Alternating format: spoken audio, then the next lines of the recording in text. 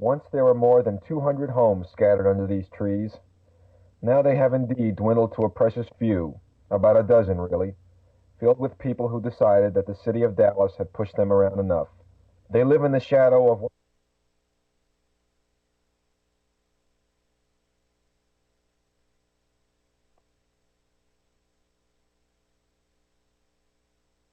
thing that made me know that something was going wrong was I was in on a secret meeting. They were holding a meeting in the Fair Park area, and Mr. Cadane, one of the councilmen, was up at that particular time raving about how they was going to make this a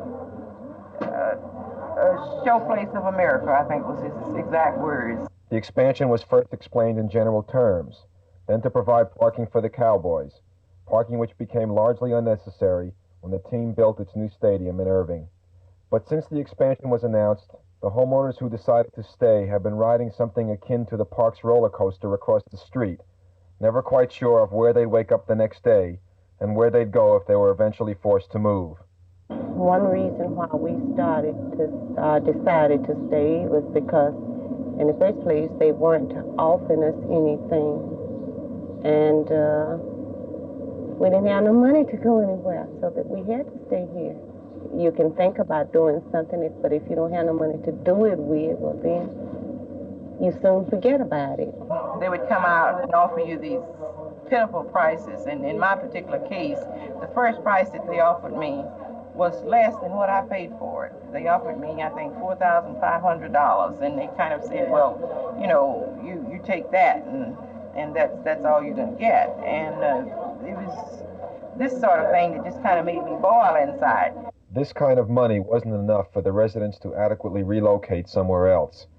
The West, for example, had lived in public housing before moving to Lawhon Street 15 years ago.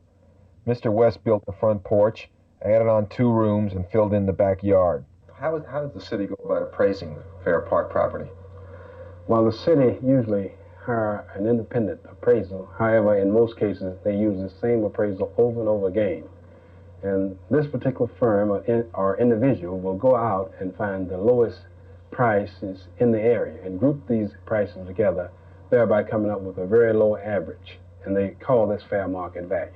We had an expert to come in from Austin, Texas. By the way, we couldn't get an expert here in Dallas because the city of Dallas was involved. So we had to go always to Austin, Texas to get an expert. He came in and did a land use study. Out of that study came a price of $4.04, a minimum price of $4.04 as compared to 75 cents per square foot that the city was offering. So you can see it's a vast difference between the potential value, because this expert did look at the potential value aspect of it. So the West and the He must be so proud to know that the homeowners wanted him to take part in this block partnership with the University Park Methodist Church and began meeting at the Dallas Inner City Parishes building on 2nd Avenue. Particular James and Hazel Walker on 4238 got $3,500. Believe it or not, that's right where that freeway is coming through. You see what I'm saying? I mean, they ripped us, no doubt about it. Many other groups began to participate, including the American Civil Liberties Union, which 3 years ago filed suit on behalf of the homeowners in federal court. The homeowners charged the park's expansion was racially motivated, an attempt to cleanse the area around the park by condemning the homes of the poor who live there. They also challenged Texas's eminent domain statutes and condemnation procedures. Well, I'll take myself, for example. This is my 3rd time around. I grew up in the Lovefield area. Of course, right before the runway, it used to be our home. So they moved us from Lovefield. Then they moved us into East Dallas. Then I faced this 2 times in 2 times in Lovefield and 1 time in East Dallas area. So they kind of use us as squatters, you know. They drop us somewhere for 10 or 15 years, and then they come along and move us. Once the commission makes an award, then what? Then you have a right to appeal. Within so many days, you're to give notice that you'd like to appeal the case. And at this time, you'll have the option of a jury trial. Well, what happens in the meantime? Once the decision is made and the deposit is made with the registry of the court, what can the city do then? Once the city places the money in escrow with the county treasurer, at that time, according to state law, they can take possession of the property. And they can evict. You can't hardly believe it, but that's true. You know, you might take a person's business, you might take their home, and you don't give them a chance to have a hearing. That's true. During the legal maneuvering, other parts of the park's improvement program were completed. In January 1971, Judge Joe Estes ruled against the homeowners, and the decision was upheld by the Fifth Circuit Court of Appeals. But earlier this week, the U.S. Supreme Court voided those decisions and ordered a rehearing.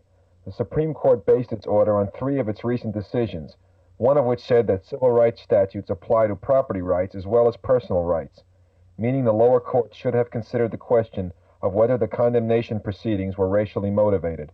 If you would just take a look at most poor people and black people that have been displaced, for instance, there's Loveville, and there's the Booker T edition, there's North Dallas. Every time you move out, you look back, up goes the value.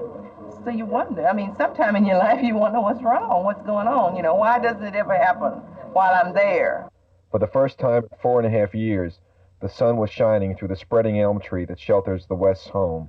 This vicinity has been torn up so bad until it just makes you feel kind of shame for a city to do, you know. People's like that.